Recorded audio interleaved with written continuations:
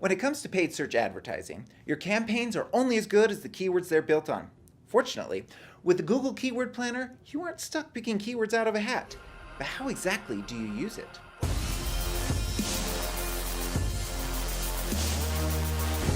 To begin with, log into the Keyword Planner in AdWords and type a keyword or two that you think is relevant to your business into the search for new keywords using a phrase, website, or category search bar.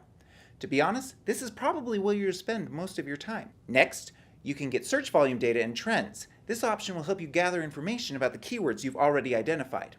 From there, you can easily add keywords with decent search volume and high purchasing intent. While the Google Keyword Planner is great, if you don't use it right, you can end up wasting money on a lot of useless keywords. Don't be that business. Here's some tips to get you started. 1. Assess your audience. Learn how and why your customers found you. 2. Brainstorm keywords in the 16 to 30 character range. That's the sweet spot. 3. Research your competitors. Be a super sleuth and find out if your competitors are advertising on one of the keywords that you're not. 4. Once you've got your list of keywords, use the Keyword Planner to refine your keyword list. For more tips on how to get the most out of your keywords, as well as an in-depth walkthrough of the Keyword Planner tool, visit the link below. Oh yeah, and like and subscribe.